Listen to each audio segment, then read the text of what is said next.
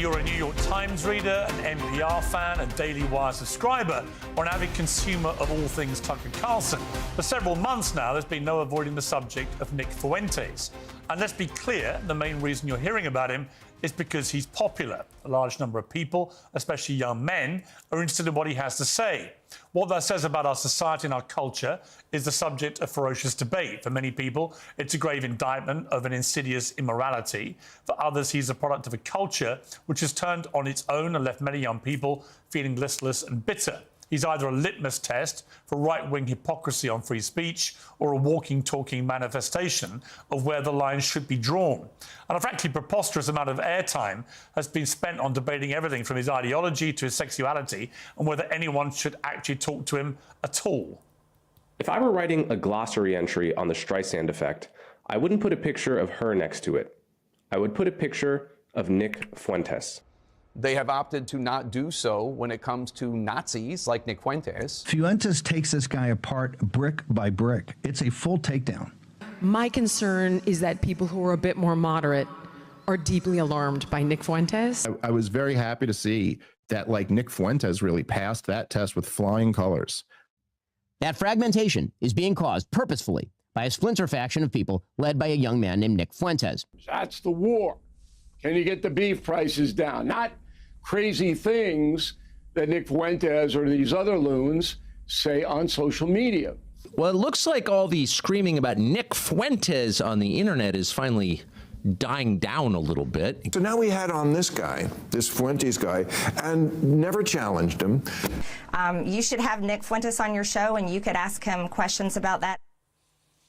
The truth is, it doesn't make a lot of sense to spend all this time talking about Nick Fuentes, but not actually to Nick Fuentes. People who say you shouldn't give him a platform overlook the very obvious fact that he already has a platform of his own, which is often bigger than most of the people complaining, and he uses it to speak unchallenged to his many followers. It's on that basis that I've invited him to appear live and uncensored on my platform, and Nick Fuentes joins me now. Nick Fuentes, welcome to Uncensored.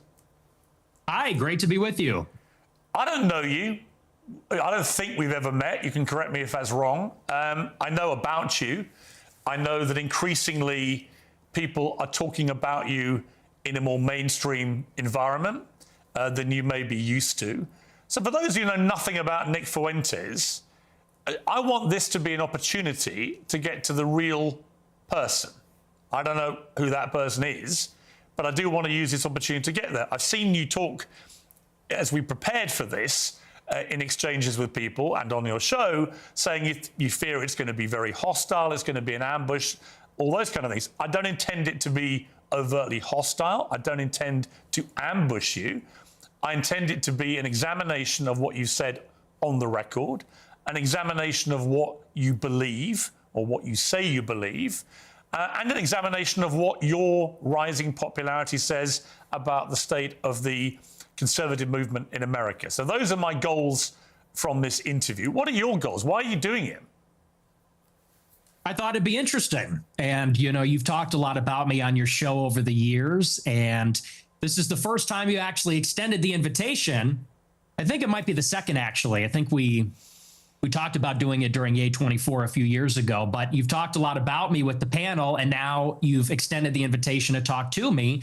And I think it'd be interesting for me to maybe clarify some positions and maybe get to know you a little better as well. So I'm looking forward to it. There is a belief that you have two personas. There's one that you roll out now for podcasts and for shows like mine, where you come across as reasonable. And then there's your show on Rumble, where you often come across as having, you know, a very unreasonable view on things. This is what Coleman Hughes said about you. Nick Fuentes knows exactly what he's doing. He is consciously playing this double game as part of a long-term strategy to become popular enough to take the reins of power, at which point he plans to pivot towards the extreme and unpopular policies that he advocates daily on Rumble. So first of all, what is your response to that?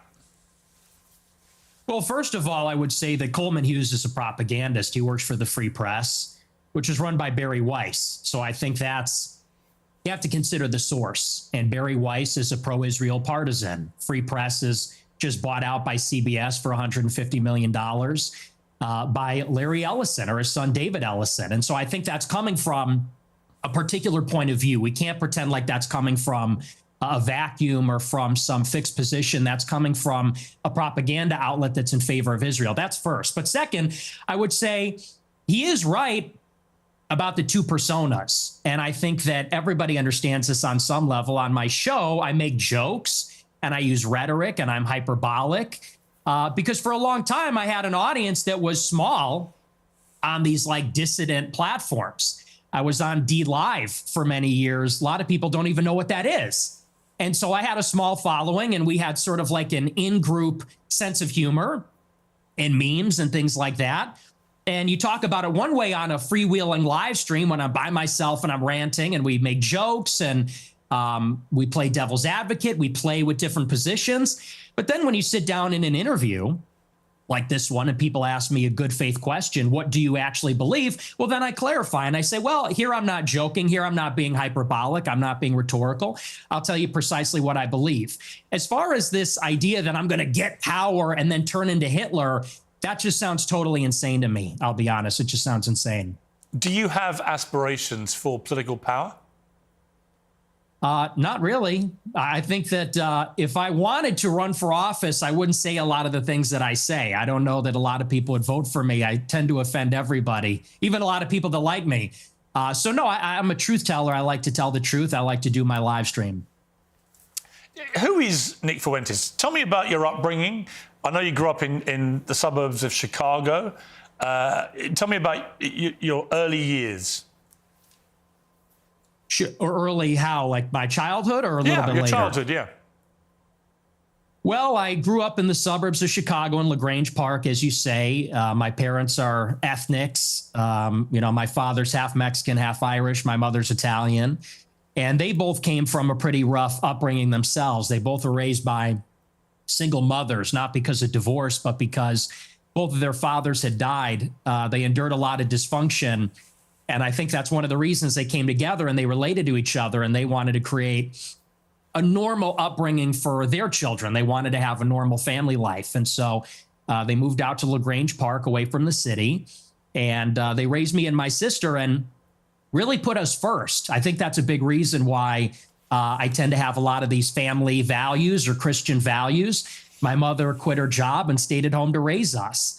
And so I have a very close relationship with my parents, with my sister. We're a very tight family. And we grew up in a pretty idyllic town. And maybe we can sort of get into a conversation about politics from this. I loved my upbringing. My mom stayed at home. My dad was working. We're in a mostly white suburb in Chicago. Everybody was maybe half Catholic, half Protestant. It was a baseball town. I played baseball for many years. In Chicago, we love our hot dogs. We have our baseball parade and get a hot dog. And so I love where I came from. I love the city. It's a working class city. I love the people here. They're very good, humble, down to earth, decent people. And I guess I had my political, not to jump ahead, but this is a big part of where my political awakening came from. I sort of left this bubble, if you could call it that. When I went to college in 2016, I went to Boston University and I read a lot of things online and I realized the country does not look like LaGrange Park. It doesn't look like Western Springs or Hinsdale or Elmhurst. It looks very different. The country's undergoing a radical transformation because of immigration. And so I saw that and I said, this is not really a desirable change. I don't like the south side of Chicago or the west side or LA or certain parts of Boston as much as I like where I came from. And I guess that's what made me an American nationalist. I said, I want to preserve my home and the things that are familiar to me and the things I like about my home, what makes it America. So that's a little bit about my background. I don't know where you want to go with that, but well, that's kind of where I came from. My first obvious question is, were your parents immigrants to the United States, or were their parents, or were their grandparents? In other words, at some stage, I presume there were immigrants in your family who came to the US. Is that correct? There were. I believe my mother was fourth generation and my father was third generation. So their ancestors came here on my mom's side in the 1860s, I believe. the first wave of Italian immigration. My father's ancestors, I think they came around at the turn of the century in 1900.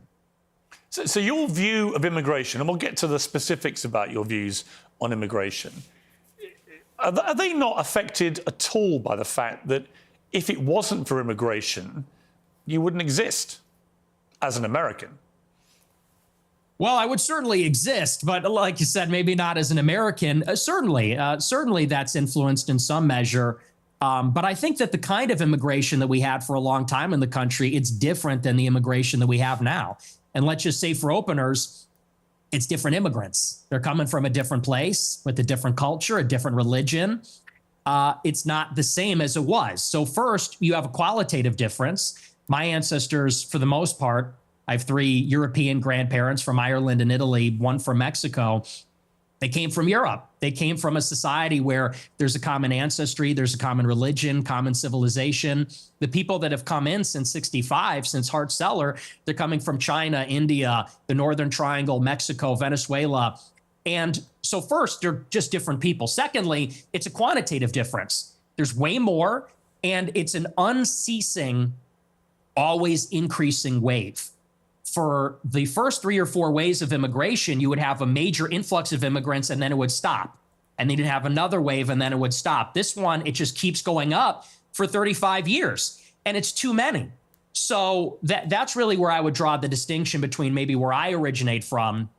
I would even just simply call that immigration. What this is an invasion. It's a completely different policy. But you mentioned, can't even call it the same thing. But you mentioned Mexico in that list, and your father is half Mexican.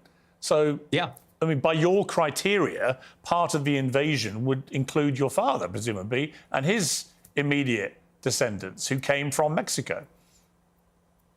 Not really true, because when my father's ancestors came here, it was a small fraction of the total immigrants that came from Mexico. I don't believe that we should have 0 immigrants forever, or even 0 immigrants from non-white countries. But you have to draw the distinction. My father's father, he was here in the 40s and 50s. It was his parents, or I believe either his parents or grandparents, that came here even earlier.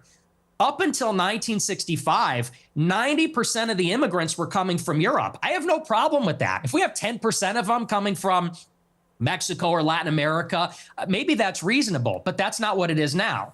Now you've got 10 million illegals in 4 years under Joe Biden, and you got millions more legal immigrants from China, India, Venezuela, El Salvador. And it's so many with no break for assimilation, and they're all from non-white countries. It's transforming what America is. And again, that's the distinction. That's what makes it unacceptable.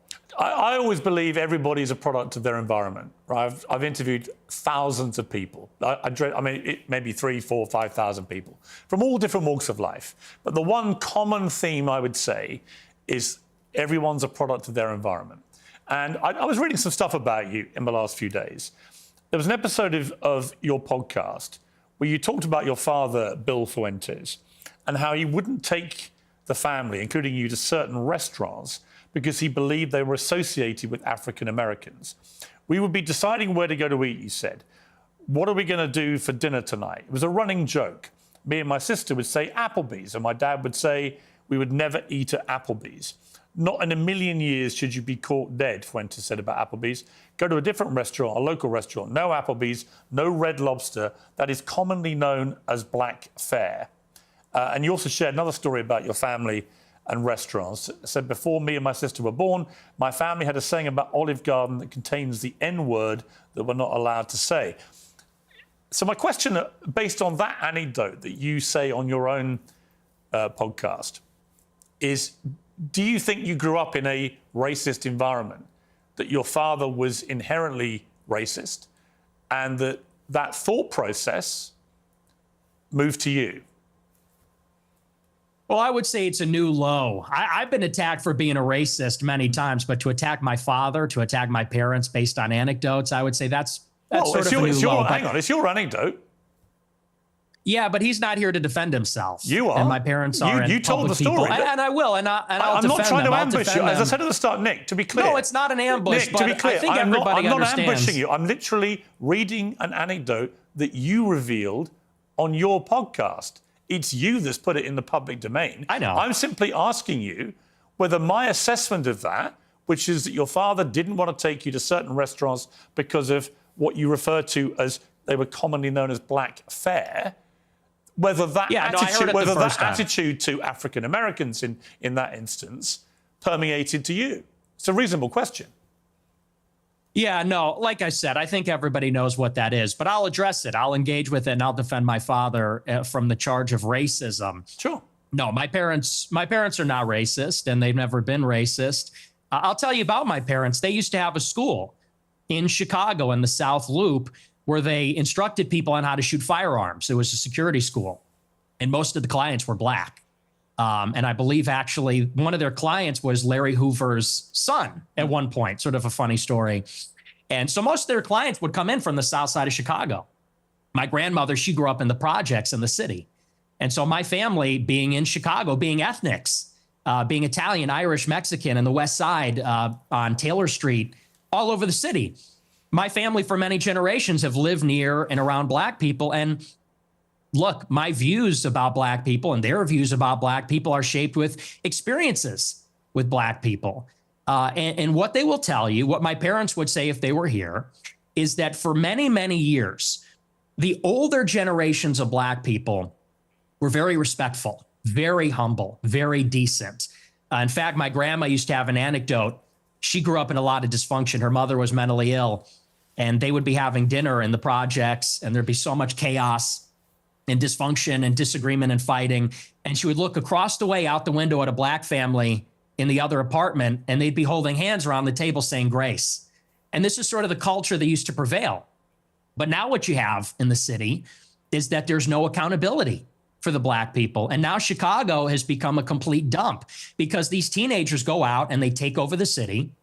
They call them teen takeovers. That's the euphemism for it. They're teenagers, but they all come from the same neighborhood. They drive up there and they mug people and attack people, and they destroy cars and destroy shops.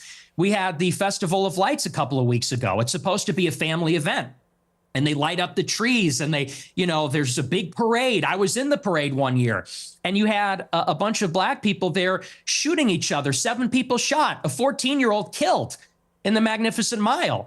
And I know there's a lot of black people that feel the same way about this. They say, we've lost control of the city and we're looking for accountability. We have a lot of black people that are always outraged about racism, outraged about attitudes from white people, but they're never ashamed of some of these behaviors, never ashamed of some of the things that go on. And that's why I think there's a lot of negative attitudes these days.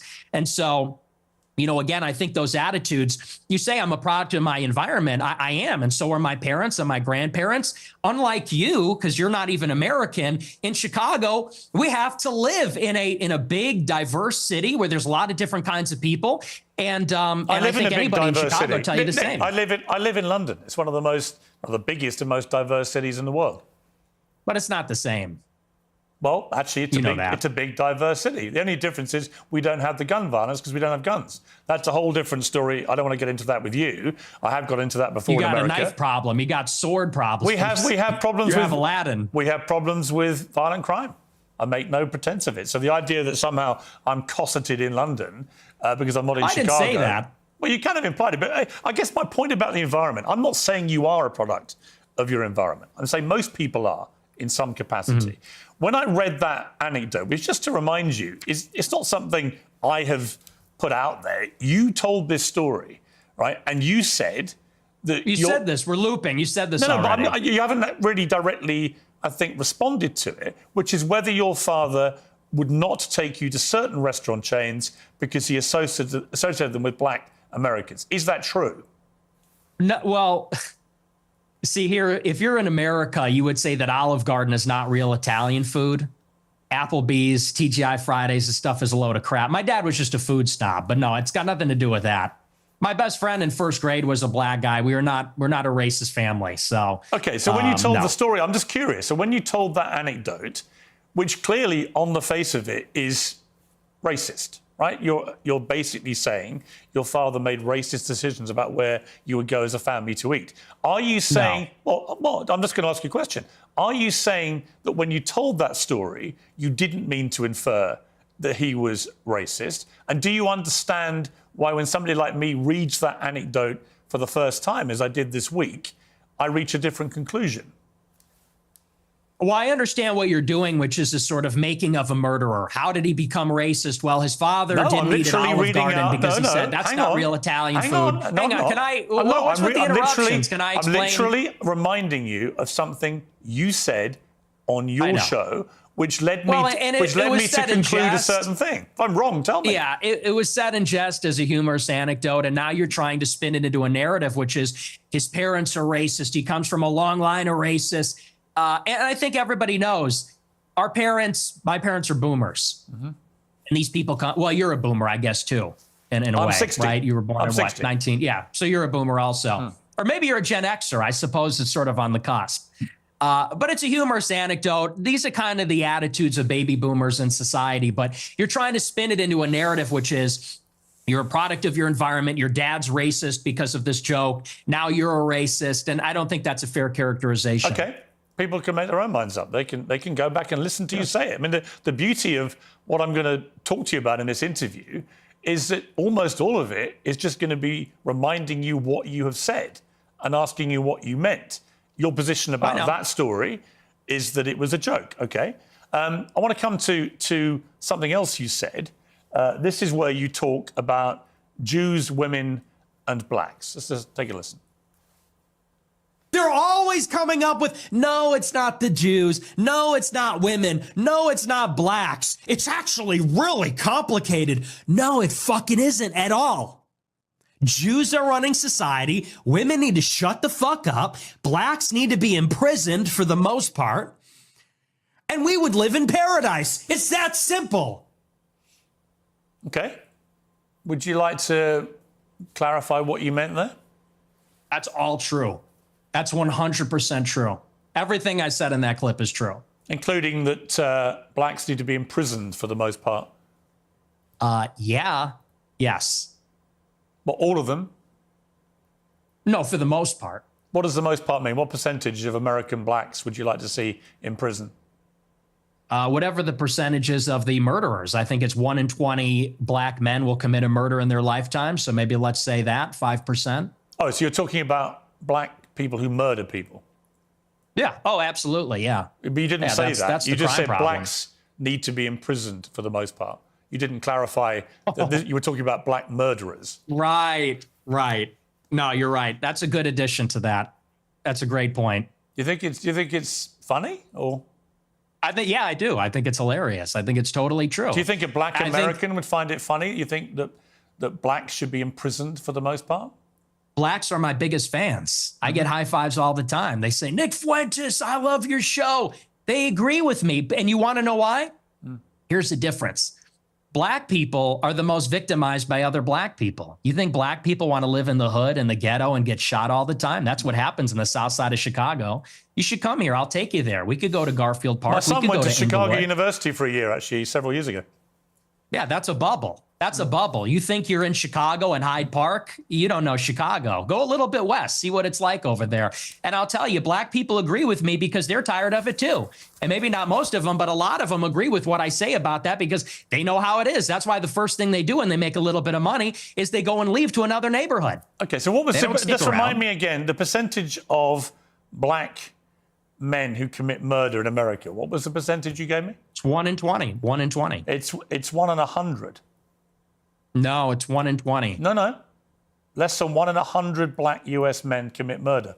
That's the most up-to-date crime statistics in America. That's not true. I've seen other statistics. They say 1 in 20 will eventually commit a murder. So your rate means that you're saying that 5 times as many black men commit murder as the official crime statistics say.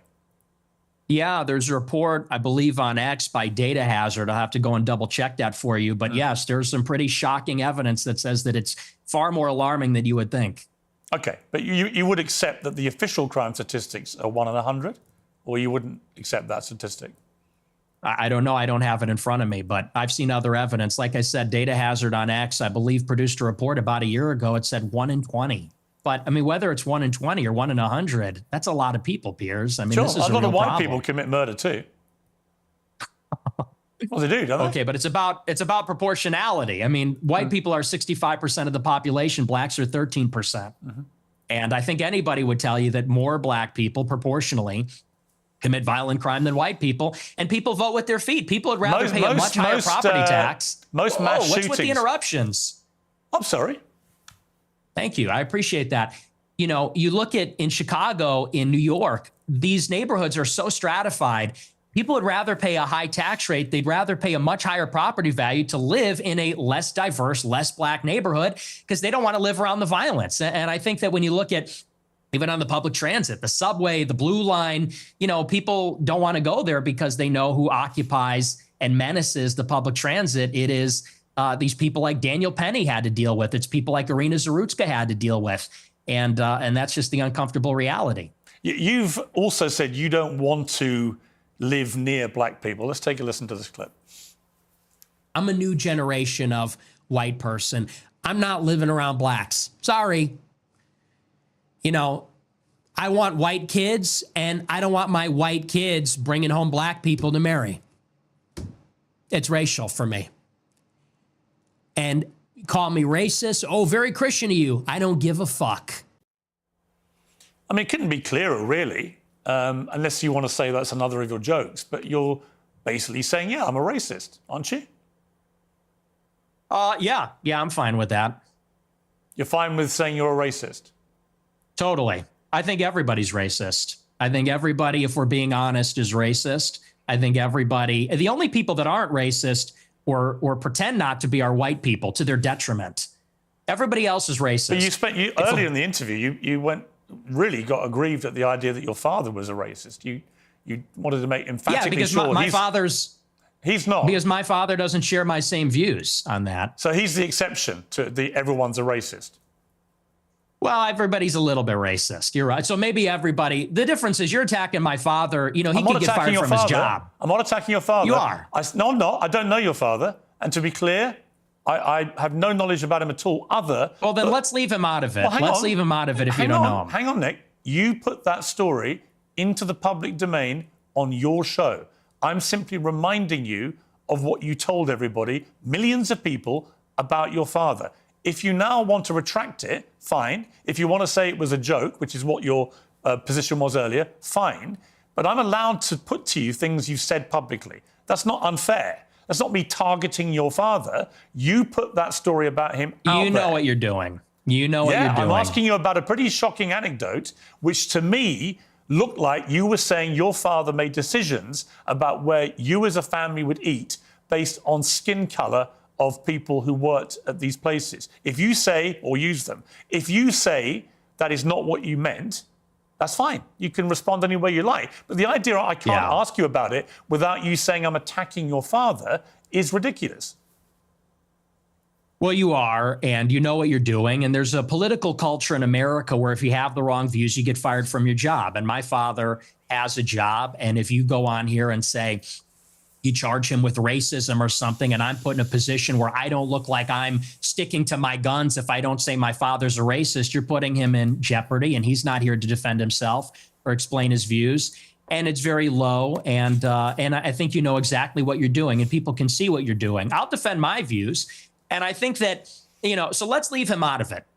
Let's just not talk about my father because my father isn't here. I'm here. Okay, well, then do you accept that you shouldn't talk? Okay, listen, that's fine. But then do you accept you shouldn't talk about your father on your show? And you shouldn't tell... Absolutely not. Absolutely not. So it's fine for you to put a story out there which would make most people who listened to that story or watched it at the time on your show conclude that he was racist.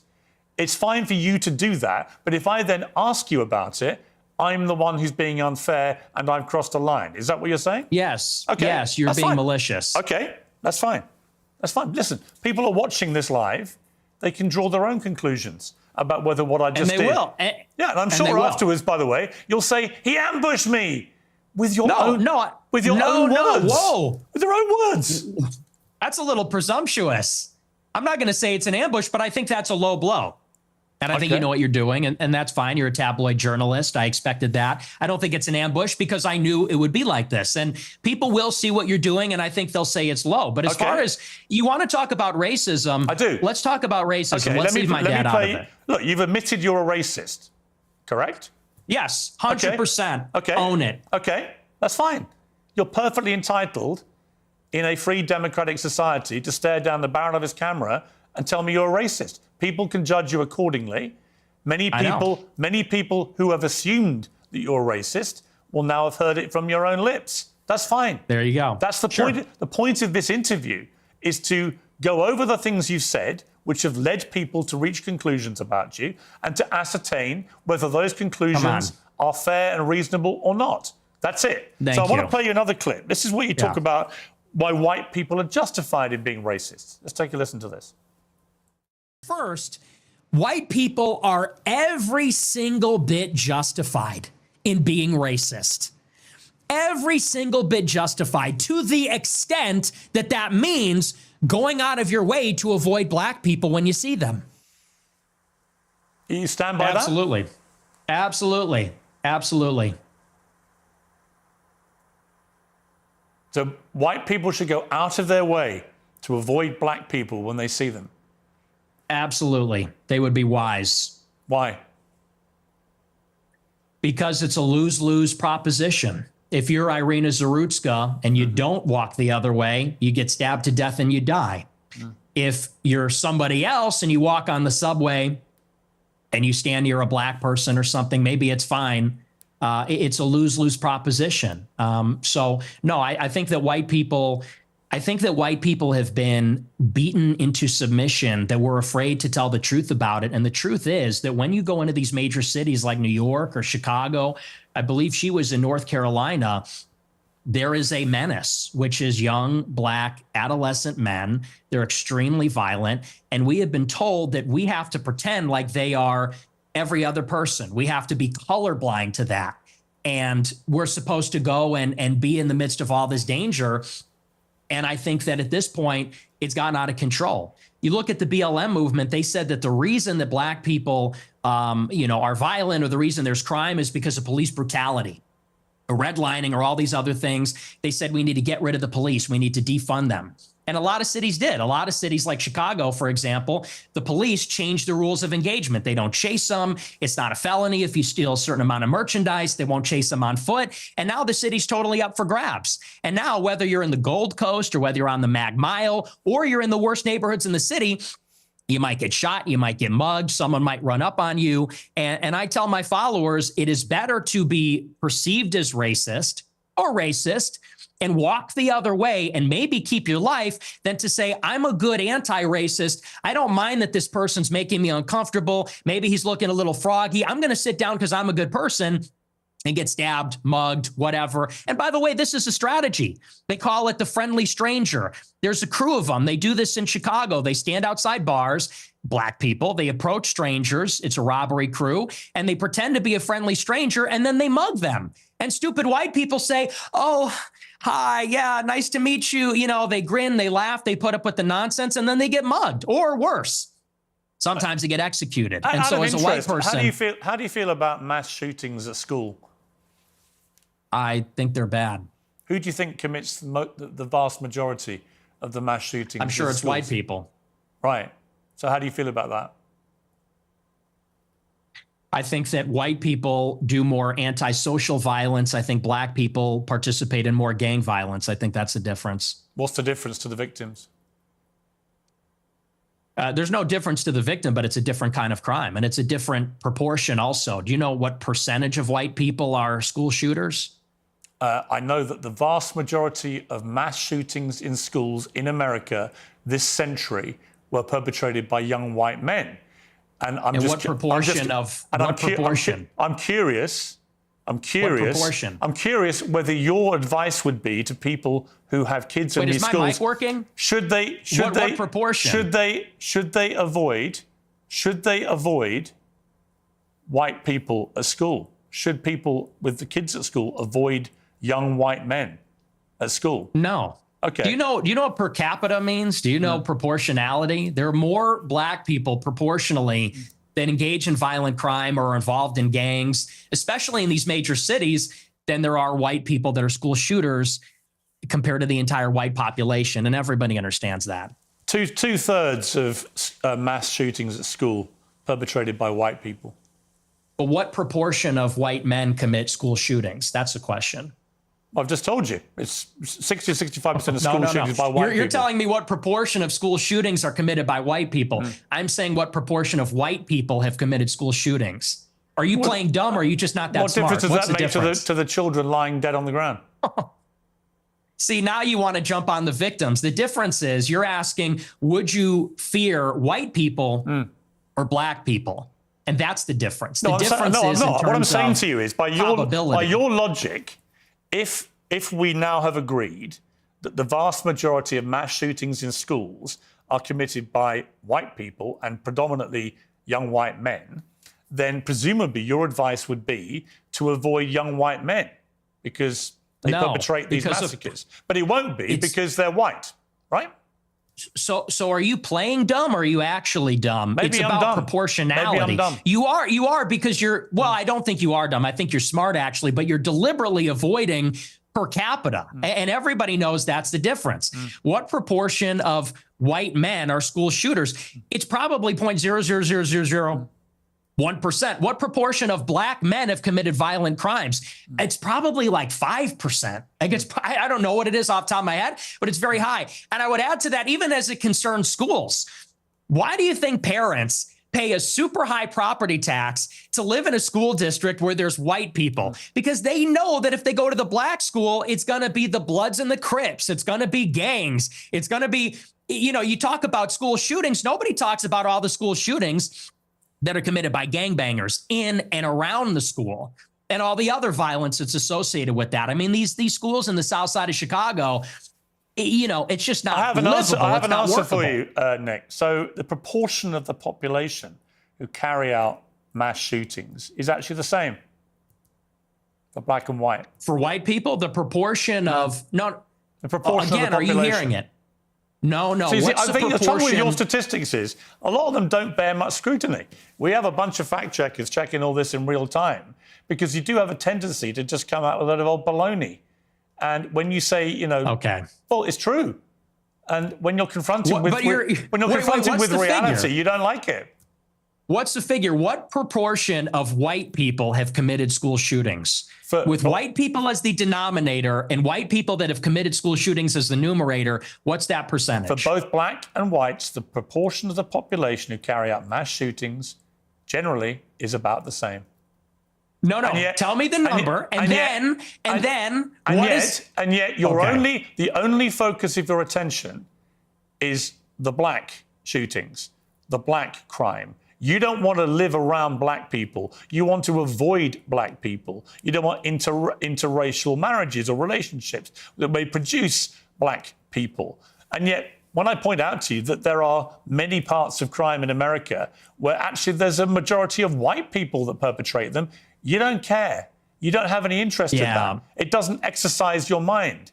Maybe because no one's buying this. This kids. Argument lost. No one is buying this. Everybody understands per capita, and people could even see what you race ahead and say, well, we're comparing the proportion of white and black school shooters. I said, no, compare the proportion of school shooters that are white versus violent criminals that are black, because that was the basis of the monologue, is that you're very likely, if you encounter black people or a young black man in the city, that you're going to be the victim of a violent crime, of a robbery, a mugging, a car theft, a carjacking, or a murder. That's the difference, and it's about proportionality. And everybody sees past that because we all live in reality. You want to talk about product of your environment. People that live in New York, Chicago, LA, we live in reality. We live in this environment, and we see what it's like. And the threat, the danger, in terms of probability, it's not even comparable. And I would say this, to your point. If you're in a high school and truly, if you see a white person who looks like a little autistic, he's got the SSRI stare and he reaches for a backpack, people joke and say, run. Similarly, if you see a jalopy pulling up with a bunch of black people in it and they got their pants around the ankles, you're going to run also. And I'm saying the same thing. The difference is The latter happens much more often. It's much more common. You know, in Chicago, there's like 10,000 carjackings and car thefts every day. It's in the thousands. It happens all the time. How many mass shootings committed by autistic SSRI white people? I don't even know. I mean, it's probably in the single digits in the last decade in this city. That's the difference, and everybody knows that. But you're really just trying to carry water for liberal ideology. It's an ideological position. I'm not. No, I'm really not. I can absolutely say, yes, there is way too much black on black crime, for example, involving guns in Chicago. And black on white also. Yes, but there is way too much gun violence in Chicago, right? I mean, it's indisputable. I've got no problem saying that. The difference is I don't then lead myself into a thought process where I have to avoid all black people in case they shoot me. And you've already conceded that you are a racist. So when people hear you then say, I don't want to be living anywhere near black people, they already have heard you say, I'm a racist. So they assume you're doing that because of people's skin color. I don't think you would probably dispute that, right? Well, you're separating two different things. The monologue, when I said I don't want to live around black people, that was after Irina Zarutska got shot. And it's true. I mean, they are a largely in this city, in Chicago, the South Side, the West Side, huge criminal population, and I don't want to live anywhere near it. And I do. I want to live in a white neighborhood. I think that that's extremely desirable, and I think even black people do. Nick, you're perfectly entitled to that view. But when you have obviously prefaced all this by saying, I am a racist, unashamedly, then people will assume that all your thought processes about all of these issues are driven by an aversion to people based on their skin color, which is the purest personification of racism. Well, it's not an aversion. I would say it's the opposite. I like my own people. My own people are familiar to me, and I think that's true across the board. I think that people seek out other people that are like themselves, and every other group does this, whether it's blacks, Hispanics, Asians. You know, I get a lot of attacks when I talk about that I'm against interracial marriage. And what's funny is that every other group is against interracial or interethnic marriage. Jews, but you're the Chinese, you're the product of an Hispanics. interracial marriage. Yeah, I mean, that's debatable. Not Let's really. say for the sake of argument, sure. No, you're the product of an interracial marriage, and your father is part Mexican.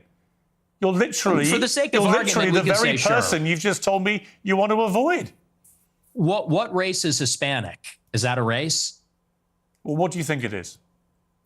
I'm asking you, what race is Hispanic? Hispanic, of course it's a race. It's called Hispanic. It's a mix between two races. It's a mix between indigenous Americans and It's not white, Europeans. though, is it? It's not white. Well, you're apparently more of a racial purist than me. You got like not a really. one-drop You just rule keep thing saying you going. only want to live in a Kind of. white neighborhood, but you're literally from a mixed race background yourself. You've literally got Mexican blood. I know, and I live in a non-white neighborhood too. I'm trying to get out of here, though. But I'm trying to get out. But here's the thing: Do you have any non-white? Do you have any non-white friends? Genuine question. Most of my friends are non-white. Most of my friends are not, and non-white people love my show. How many are black? The honesty. How many of your friends are black? Many of them, like at least a dozen. Wow. Ye being one who you know, Sneeko being another who you also know. Yeah. So how do they feel when you say you just want to be away from any black people, walk away from them? Well, you know what Ye told me? I'll tell you verbatim what he said. That it doesn't come from a place of, and you use the word aversion. That's the first thing I'll actually dispute. Okay. It's not an aversion on the basis of skin color, because that would seem to suggest it's like a stubborn, irrational bigotry. I don't consider myself a bigot. I consider myself a racial realist. I'm realistic about how the races are, and I speak provocatively about it. And I speak provocatively about our tribalistic instincts and tendencies as human beings. And I'm not a liberal ideologue that says that over time and with enough education, we're all going to see this great brotherhood where we're colorblind and everybody's the same. You know, I don't think that's ever going away. I think that race is real. It's not just skin deep. It matters to us and it matters to each other. And black people know that, and Hispanics know that, and Asians know that, and people like me that have partial Mexican ancestry, we know that too. And I think on that basis, we can have mutual respect and understanding, not aversion based on skin color. The reason I use the word aversion is you literally said that you should walk the other way if you see black people. That is an aversion to black people based on their skin color. No, that's called economy of information. That's economy of information. That's safety. And I said in the same monologue, if you watch it, it's like, I feel sorry. The problem is you clip the 10 seconds. I don't know if you watched the whole show, but in that monologue, I said, most black people are not violent or criminals. I said, and it's unfortunate that we're going to offend them when we turn and walk the other way. I said, but the problem is we don't know. We can't tell. And someone like Irina Zarutska, she sat down in front of a black man with her headphones in and wasn't paying attention because she was being a good liberal and said, I'm not uncomfortable by this. I'm progressive. Then she got stabbed in the neck. And I said, it's unfortunate that you would have to sit behind the black man to be safe. And if he's not violent or schizophrenic, he might be offended by that. I said, but I would rather offend him than die. How many deranged white men have committed atrocious acts of murder in the last 10 years in America? Proportionally far fewer. But how far many? fewer. How many? Do you know how many? You have a research team. You pull it up. I don't have it in front of me. You're obviously extremely exercised by that one story, which was horrific, for the record, absolutely horrific, and should never have happened. The person who perpetrated that evil act had a string of previous offences and should have been picked up more, and it should have been amplified more. I completely concur with all of that. But I just suspect you have no idea how many white people have committed similar crimes, do you? No, because I know it's far fewer from experience. Because it's like you said. Well, and hang on. And I would add to that, you know, Irina Zarutska wasn't the first one. That was also after Austin Metcalf was killed in Texas. Sure. After But Carmelo how many Anthony times has it stabbed been him in the neck. perpetrated by white people? Well, hang on. Let me finish my point. But you're And then implying not that only white did- people don't do this. And my point to you, Nick Fuentes, is of course. Oh, I never said white people don't do it. Of course, deranged white people commit heinous acts. But you don't either know. No disagreement. You neither know nor care, or maybe both. Maybe you do know but don't care. You only seem to be focused on black people who commit crimes. And again, if you hadn't prefaced the whole debate about racism by openly conceding you are a racist, I could read other connotations into what you've been saying. But once you've said, I'm a racist, and then you only talk about black crime, I think people can watch this and they can say, yeah, he's a racist. And everything that he says about crime is driven through the prism of being a racist who judges people according to their skin color. Well, it's funny because it's quite on the contrary. And I said this in a similar monologue. You know, the problem is not that I wake up and I walk down the street and I see someone that doesn't look like me and it makes me angry. The problem is there's a pattern of behavior, which we've all seen. Blacks in America have become narcissistic, and they become narcissistic because they've been told they're victims of racism, they're victims of slavery. They've been told, really, there's no accountability. If they're rude, if they're inconsiderate, if they're criminal, they are told that they have no agency for their actions. They're being told, if you act in this way, it's because the white man made you that way. It's because the system's rigged against you. And so we have been telling black people this for a generation, and now there's no rules. Now they go, and what we hate to see as decent people, not even as white people, but decent people, even black people too, what we hate to see is rudeness, obnoxiousness, inconsideration, criminality, violence. And that's that pattern of behavior that we see all over social media, on so the just body to be clear, cam footage, you don't like black people who play the victim and are rude. Is that your position? I don't like that pattern of behavior. And who are narcissists? I see where this is going. Yeah, you're ahead of me. Turn this around on me. You're ahead of me, aren't you? Because when I said Very clever. What black friends have you got? You said, I am kind of black, aren't I? No, not that. You said, Oh, yay, I'm not also. saying you. I'm just saying your choice of black friend is Ye, who is arguably the #1 black victimhood narcissist in America. Do you understand the problem? So he's your friend. He's one of the very few black people you want to be associated with, but he's the epitome of what you just said you abhor about narcissistic black people. I disagree. I disagree with you, and I'll tell you why. Because Ye, if you've ever met him in real life... I have, yeah. Okay, well, then you know. He's nothing but polite, considerate. Actually, he was very rude to me the last 2 times I interviewed him. He's a supreme narcissist, and he's also. You keep interrupting me. You're very rude. Are you black? Because you're being very rude by interrupting me right now. To you. I'm giving you a hard time, but I do want to finish my point. I do want to finish my point about Ye. He is a guy who, when I was with him, wanted to make sure that everybody was heard.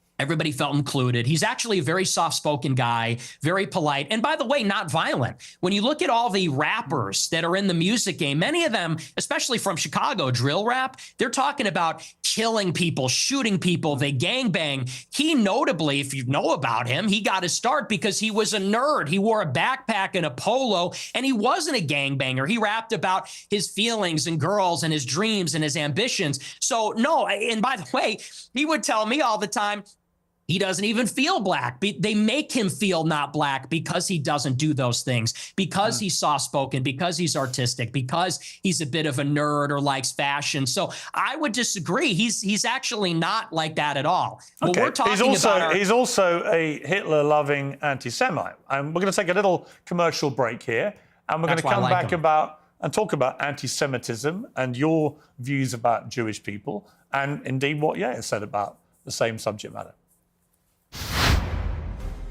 Angel Studios are back with a new must-see documentary. It's called Thank You, Dr. Fauci, and you're going to hear a lot more about it over the next few months. Award-winning filmmaker Jenna Thirst digs into the origins of COVID-19, a possible bio-arms race with China, and claims about history's biggest public health cover-up.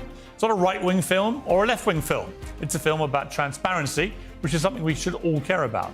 Thirst pulls over documents and interrogates scientists, intelligence professionals, and whistleblowers. It's being described as Oppenheimer meets Outbreak, and if you've ever wondered what really happens behind closed doors, you'll want to see it. Angel Studios is powered by its guild members voting on real stories. You can find out more at angel.com/peers. Become a member, stream Thank You, Dr. Fauci, and be part of the conversation demanding truth and accountability.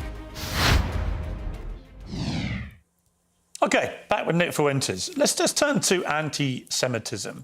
In your interview with Stephen Crowder last week, you answered emphatically that you don't hate all Jews. Is that correct? That's your position? Yes. Okay. So I want to play you this clip. Well, I don't hate any Jews. Let me just amend that. I don't hate any Jews. Okay. Let's play this clip. The reason I've had it is because my opposition to world Jewry and Israel is rooted in absolute, uncontestable fact. We have the truth on our side. That's why we're winning, because we are telling the truth about the historical antagonism between Jews and Europeans, between Jews and Christians. The theological, historical, racial, cultural, and political antagonisms between organized Jewry and the Christians, organized Jewry and Europeans. And the reason that we are winning that argument is because it's real, it's true. I can prove it. I can show you. I can name the names. I can show you the paper trail, the money. That is why we're winning. That is why all of this is raising the consciousness. When you say you have this opposition to world Jewry, I mean, it's one thing to criticize, for example, the Israeli government over what it's been doing in Gaza. I've done that myself. When you talk about world Jewry, I presume you're talking about the 15 million Jews in the world, and you are opposed to them. How does that square with your position that you don't hate any Jews? Well, do you take issue with my use of the term world Jewry? Well, what do you mean by that? Or do you take issue with it? Do you have a problem with that? Clarify what you mean by it. Well, it's funny you bring that up. The gaslighting's crazy because I use that expression on my show all the time. I say organized Jewry, world Jewry. And do you know that for like 30 years, the World Jewish Congress has an annual keynote called the State of World Jewry? Barry Weiss has given it. You can look it up. It's on YouTube. She gives the State of World Jewry address. But Nick, what do you mean by it? I mean, you have to talk about, there's a concept of Jewish peoplehood. It's the sense that they are part of a common nationality, a common tribe, a common people. And So where they reside in Israel, the United States, or Europe, or elsewhere, they see each other above, or maybe on a different level, alongside their nationality, their state, wherever they reside. If they're in Germany, France, the United States, they see themselves as part of a transnational nation, of an international nation. The Jews in America, the Jews in Israel, they identify as Israeli or American, but they also have something in common. They identify as part of a common nation, which I would say there's a world Jewish population. It's world Jewry. And world Jewry has representatives. There is such a thing as the World Jewish Congress, where they actually elect, it's democratic, all the local Jewish organizations elect representatives to represent proportionally the Jewish population in their area at the World Jewish Congress. And it's sort of like Davos. It's like the World Economic Forum, but it's exclusively for members of the Jewish nation that exists across the world. And so that's a real thing. And I didn't make that up, and that didn't come from 4chan. It's like I said in that clip, I read what they write. I read their books. I watch these speeches. I watch a speech from Barry Weiss. I pay very close attention. So that's what I mean by that. There is such a thing as it's a nation that exists across borders on a global scale. They're organized, and they have a national self-interest as that nation, as that tribe. So if you don't hate any Jews, what do you like about them? I like a lot of things about them. I think they're funny. I think they're smart. I think that they're pretty remarkable people. And as Christians, especially as Catholics, we say they're remarkable. And this has been adjudicated in Catholic doctrine for thousands of years. We say that they're a witness people. And so we actually, there's provisions inside of Catholic doctrine that says we need to give them special protections because they were a witness to Christ's passion. So, this is why you can't clip the show. You have to watch the whole thing. I say this repeatedly in interviews. I do think they're remarkable. By definition, they're exceptional people. It's just that there is a sort of natural opposition between them and Christians because of the theology. We believe that Christ is a Messiah. They don't. They have been a minority in Christian lands for thousands of years, and they have been pushed around and expelled, and they've been persecuted and segregated. And that's why there's a lot of paranoia. There's a lot of distrust. There's maybe some sense of chauvinism among Jewish people. So there is, like I said in that clip, there is an historical antagonism between these two peoples, between Christendom and Jewry, and that has always been the case in Europe. But I don't hate them, and I think I actually sort of understand them in a weird way. I think that because I've studied a lot of their politics, I think I really kind of know them in a way, and it doesn't come from a place of hatred. Do you have any Jewish friends? I do. I have many, yes. But that's weird because you said this. Jews and Christians have never been friends, ever. Not since Jesus Christ fought with the Pharisees. Have we ever been friends? Not since Saul was leading the charge persecuting the Christians. Not since the Roman Empire, not since the Middle Ages. Never. We've never been friends. We've never been allies. We've always been set against each other, actually. And even here in the United States, it was communist Jews who were the architects of both communism and the civil rights laws that are dispossessing white Christians of their land and civilization. The Jews and Christians have never been friends ever, except for you and your Jewish friends. Yeah, so easy. As peoples, as nations. Got it. Not saying every individual Christian, and of course there have been Christians and there have been Christian converts to Judaism, Jewish converts to Christian. You're nodding your head, but you're asking this. I'm saying as peoples, they've never been aligned. As a Roman, I'm a Catholic like you, and I have many Jewish friends. I'm just trying to compute what you're trying to say, which is Jews and Christians have never been friends ever. And I'm like, well, you have Jewish friends. I have Jewish friends. We're both Catholics. Therefore, we're Christians. It doesn't really quite add up. Well, like I said, as peoples, there has been an historical antagonism as peoples. And you could even say the same about blacks in the United States. Of course, there were black and white people that were friendly with each other, but in many ways, they were set against each other as groups. And I think that's easy enough to understand. The reason that many people think you're anti-Semitic is that you have regularly downplayed the Holocaust, and in particular, the number of Jewish people who were murdered by the Nazis. It's been said that you believe no more than several 100,000 have been killed. And I want to play you this clip.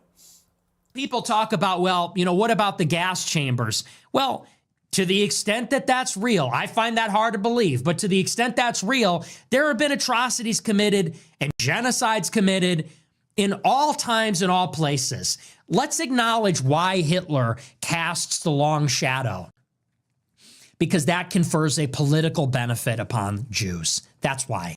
It doesn't really sound correct to me. Wait a second. It takes 1 hour to cook a batch of cookies, and you have 15 ovens, probably in 4 different kitchens, right? Doing 24 hours a day, every day for 5 years. How long would it take you to make 6 million?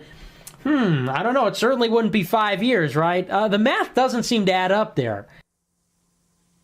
You think that's funny? It's funny. It's amusing what you're doing because, you know, that one was a joke. But do you want to talk seriously about the Holocaust? Yeah, I do, actually. I mean, I do, because I just find it extraordinary that you would think the Holocaust could ever be something that we could joke about. Why, too soon? Is it too soon to make jokes? How many people do you think died in the Holocaust? How many Jewish people? I don't know. I'm thinking maybe 7 million. What's the number? 6 million, something like that. So you 8 million? You concede that 6 million Jews died in the Holocaust? Possibly more. Possibly, you know, we're discovering all the time. So it could maybe even be more than that. So why have you doubted the numbers in the past? I'll tell you why. I really think that every death is a tragedy, however many Jewish people died in the Holocaust. And I'm not a World War II historian, so I'm actually open to believing the official narrative, and I've read some of the conspiracy theories. And to tell you the truth, it's a rigorous debate. But you know what's interesting about this is in many countries, it's not even legal to talk about it. And that's really where my interest in the Holocaust begins and sort of ends, to tell you the truth, is that if you wanted to question the number, you would be put in jail in about, 17 or 18 European countries.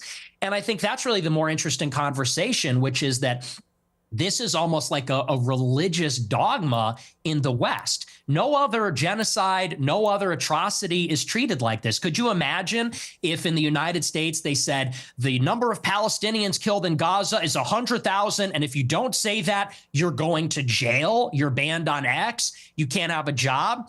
That's the part that's totally insane. And a lot of people, they can't even make up their minds. I think it's actually done a disservice. If your goal, and I'm not saying you as Piers Morgan, but if your goal, if you're an advocate for awareness about this, if your goal is to convince everybody that this is the way the Holocaust happened, I think the last thing you'd want to do is say that everyone that disagrees is in jail and is banned and you're not allowed to say it. So there's really been no open debate about the subject since the scholarship started to be produced about 60 years ago. There is no debate to be had about the number of people who were murdered. Even the Nazis, in the trials after the war confirmed the numbers. The amount of documentation that was recovered, notwithstanding the attempts by the Nazis to destroy it, the amount of documentation that was saved and preserved and used for trials and for historical record is unprecedented in the history of mass slaughter of human beings. So we have a very clear idea of how many people were gassed to death in the gas chambers. We have a very clear idea of how many were starved to death, were kept in ghettos, died of disease, of forced labor, of death marches. We know how many Jews were slaughtered. It's at least 6 million. What's interesting to me is that you appear to now concede that, which may be news to a lot of your regular viewers who have constantly heard you quibble with the number of Jews who died in the Holocaust. And for the record, just to confirm what I think you told me, you do now accept that at least 6 million Jews were killed in the Holocaust. Well, no, I said it could even be higher than that. Well, it could be higher. That is true. I think it's at least. But you accept you're right. at least. It is at least. Oh, it's at least 6 million. But Okay. it could be 100 times people more are than gonna that. be, the people are going to be... Let me respond to the rest of your question. Sure. What you're saying, I understand where you're coming from when you say it has been documented and there are confessions and so on. Let that speak for itself. But you don't see, your show is called Piers Morgan Uncensored. Yep. But the United Kingdom is censored and Europe is censored. And if you talk about these things, you will be put in jail in many countries. And I think that's where a lot of people start to say, well, if the truth is so clear and if there's such overwhelming evidence, why do you need to throw people in jail for disagreeing? And you yourself said, well, there is no debate. I think everything is debatable. I think everything at least should be debated. And if the evidence is very one-sided, let the evidence speak. Don't throw people in jail. So do you think that Holocaust denial laws should be overturned? I don't particularly agree with Holocaust denial laws. I don't think people should be imprisoned. Okay. Well, because I have a blanket view now, which has evolved slightly actually over the years, that I have a blanket view that speech should not be criminalized, right? People should be allowed to say what they want to say, and they should be then made accountable for what they say. If you have an employer, they can make a view about whether you are the right kind of person they want for their employment, as they would make a decision about anything else you do in life. So I actually believe that speech should never be criminalized. It's my personal view. I understand why in places like Germany, they have strong laws about it because they want to move on from what they believe was the most shameful moment in their history. I understand that. Do I want that in my country? No. Am I appalled by what has been going on with free speech in the United Kingdom in the last 2 or 3 years? Absolutely. It is ridiculous that people have been frog marched to prison cells for stuff they put on social media, right? So, yeah, I do.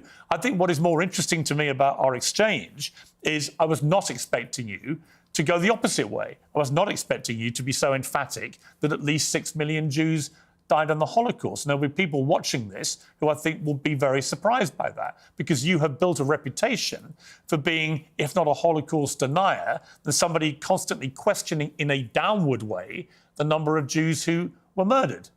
That doesn't appear to be what your position is now. No, and here's what I would like to see for my entire career.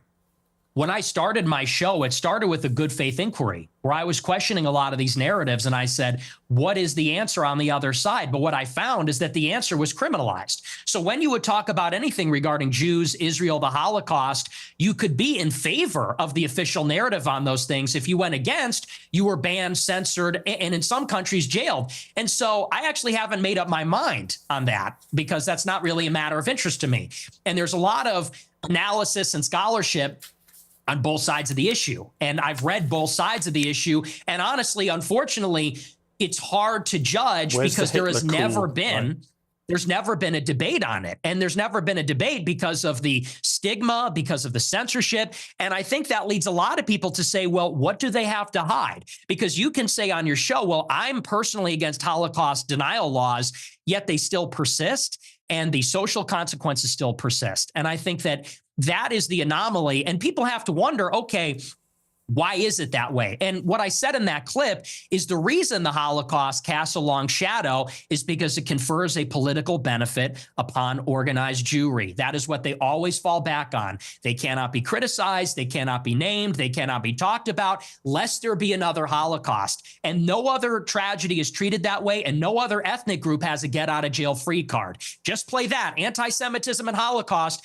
You can do whatever you want and defend all your actions. That's the part that people are getting upset with. That's the problem. I don't know any right-minded person who believes that Jewish people weaponized the Holocaust for their own personal get out of jail free or whatever you called it. You don't know anyone that does that? That believes that? I'm sure there are some people that do that, but it's such a ridiculous generalization. You know, the truth is that most Jewish people have lost relatives in the Holocaust. In fact, I want to play you two clips. One is where you talk about Adolf Hitler. Hitler was a pedophile and kind of a pagan. It's like, well, he was also really fucking cool. So, you know, time to grow up. We're not children anymore. Am I right? Am I right? Am I right, boys? Am I right? Let's go. He was also really fucking cool. Do you regret saying that? Saying a fact? No, that's absolutely true. You think Hitler was very fucking cool? Yes, I do. One of them. And I'm tired of pretending he's not. Well, to be honest. This is the problem, you see. It's a bit like when you just say, I'm a racist. You're a racist who thinks Hitler's cool, but you're not anti-Semitic. If you're a Jewish person watching this, what are they thinking? I'll tell you what they're thinking, because I've got a friend of mine called Danny Finkelstein, who, when he heard I was interviewing you, he's a Times journalist in the UK, very eminent journalist here, and author, who wrote a book about his own family's experiences at the hands of Hitler and Stalin, because you also told Tucker Carlson that you admire Stalin. But let's just take what Danny said here. Hi Piers, it's Danny Finkelstein here. As you're interviewing Nick Fuentes, you might try suggesting to him that he reads my book, Hitler, Stalin, Mum and Dad. It's called Two Roads Home in the United States. Since he says he's on Team Hitler, you might like to ask him about the fact that Hitler arrested my mum, tried to starve my mum to death, did starve my grandmother to death, sent my great aunt to the gas chamber, my great uncle, my cousin. My grandmother on my father's side ended up being 1 out of 7 children, the only one that survived the war. So you might ask him whether he wouldn't rather be on Team Mum rather than Team Hitler. And as for celebrating Stalin's birthday, well, Stalin took my father, sent him to a state collective farm, sent my grandmother and to a state collective farm, sent my grandfather to the Gulag. You might try asking him why he doesn't celebrate Dad's birthday rather than Stalin's. It may all be a big joke to him, but he complains that he was 18 when someone tried to cancel him. Well, Stalin and Hitler arrested my mum and my dad when they were 10 years old. So perhaps he might like to reconsider his joke. See, that's the reality of your jokes, although I haven't ascertained yet whether you are joking when you say that Hitler was very fucking cool. Are you joking, or do you actually think he was very fucking cool? The most genocidal monster of the last 150 years? Yeah, the thing is, my generation, we're just done with the pearl clutching. You know, yeah, you might be, but then your generation hasn't gone through what Danny Finkelstein's family went through. So maybe the pearl clutching has a way to go for families whose family members were murdered. Yeah, we got all that. We, you know, me mom, like we're. You know, I don't even know who this person is. Why is this person talking to me? This old British guy is saying me mom got killed by Hitler. Because he doesn't find it funny when you say Hitler's very fucking cool. I don't care. I don't care. I know you don't care. That's fine. You don't have to care. But he does care. Does that guy care about America? Does that guy care about me and my country and my family? No. He cares what you, a prominent conservative in America, has to say about Adolf Hitler. Now, what do you mean by Hitler is very fucking cool? Because I think he's very fucking a monster. Okay. And that's a clip. I think he's very fucking a monster. Do you hear yourself? Yeah, I mean, can we all grow up? I do. Can we all grow up? He murdered 12 million childish. people. He murdered 12 million people. What is very fucking cool about that? Tell me. The edits, it's just cool. The uniforms, the parades, it's cool as a guy. You look at World War II, and it's fascinating and it's interesting and it's compelling and it's cool. And, you know, we're just tired of saying these kinds of things. We want to talk like real people and give our honest opinions. And then we literally get an old Jewish guy from England who's going to say, oh, that's not very funny, mate. Me mom. And it's like, shut up. Like, you know, no one is in favor of genocide. So let's just get that out of the way. We're not in favor of a Holocaust or genocide. Do you think if half your family had been wiped out by very fucking cool Hitler, you'd still think he was very fucking cool?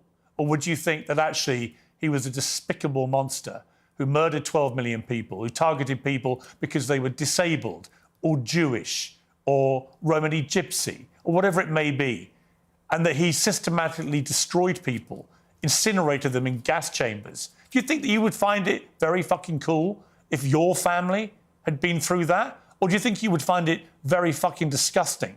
And perhaps moderate the number of times you laugh about it, or want to joke about it, or want to abuse someone like Danny Finkelstein, who's written incredibly powerful books about what happened to his extended family at the hands of the Nazis and your other hero, Stalin. See, my point to you, Nick Fuentes, is that in parts of this interview, you try to come across as moderate, but every now and again, the mask slips, and it slipped again here with what you say about Hitler. There's nothing very fucking cool about Hitler. We know that from history now. We know what he did. You've already conceded that he murdered at least 6 million Jews. So when you say he's very fucking cool, Jewish people watch this and go, this guy's disgusting. Why would he say this about someone who perpetrated such an evil? And what's the real answer? Why do you? Is it just for clicks? Is it for money? Is it just for fun?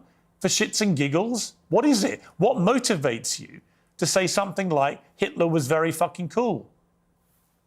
It's for this. It's for all of this. And the lack of self-awareness is amazing. You're a boomer. You're a 60-year-old boomer. And we've spent maybe 3 minutes on you saying, he's a really fucking monster. He incinerated people.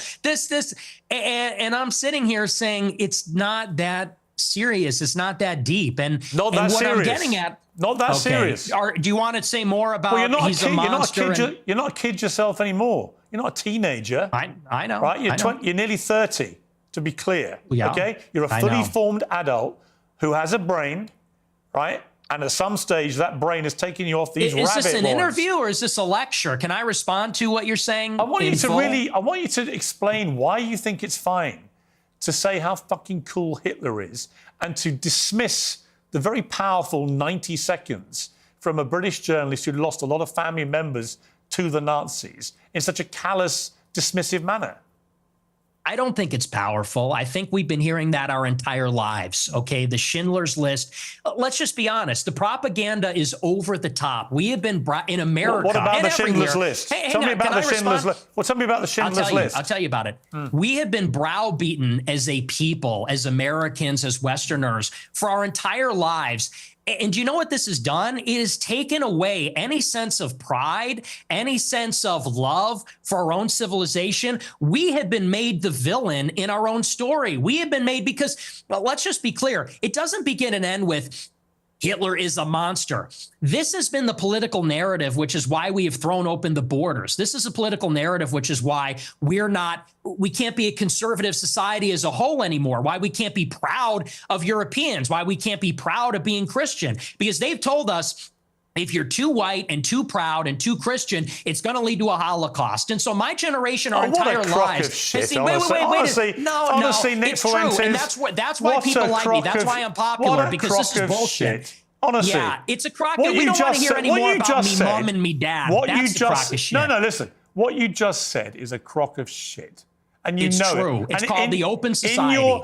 In your gut, you know it is. You weaponize this stuff. You know. You weaponize this stuff for money, but you know when you say something like what you just said. I'm banned from banking. I'm banned from banking and credit cards. You know who you're talking to? I do it for money. And by the way, how much money you make? Your company's worth $100 million. Your company's worth $100 million. I was banned from Bank of America. And you shouldn't I'm banned from processing credit cards. And you shouldn't have been. But I am. So don't tell me I'm doing it for money. Well, ask me my opinion about that. I'll tell you shouldn't have been. Right? I don't agree with that. What happened to you? Then don't say I'm doing it for money, because you know that full well, and you say it's a grift. How much money if I wanted to be a grifter, I'd be like you, and I would go and say, how much money are you making? I'm making a lot of money now. Yeah. Now that I'm the #1 live streamer in America, because people agree with me more than they agree with you. We're tired of hearing about slavery and the Holocaust and Jim Crow. We're done hearing about that. You guys overplayed your hand. I'm not done hearing about that. Okay, well, your generation's on the way out, and Generation Z is coming up, and we're finished with that. We're ready to take our country back. I've got three we're sons. not listening I've to got crime three minorities sons. anymore. I've got 3 sons, and they don't share your views about slavery and about the Holocaust. They can have decency and compassion and humanity about some of the worst things that have happened in the last 150 years or more. They can do that, and they can also have concerned views about issues like immigration and other issues. The two things are not mutually incompatible. You can have different views about different things. It's your lack of humanity and compassion for people about things like the Holocaust, about slavery. It's that people find so contemptible. And I don't understand why you need to do that. Again, I just ask you, is your motivation financial? Is your motivation for fun? What is the motivation to saying these outlandish things, which you don't need to say, and which I suspect, I don't know, I suspect a lot of it is performative. So what is the motivation? I'm an iconoclast. The Holocaust is not my religion, and it is treated like a religion. It is treated like a religion with dogma, with blasphemy laws, and that secular religion says, and you say that's a crock of shit. It's intentional. It's called The Open Society by Karl Popper. It's by these architects of the liberal order after World War II. They got together and they said, how can we make sure that Hitler never happens? How can we make sure that totalitarianism never happens again?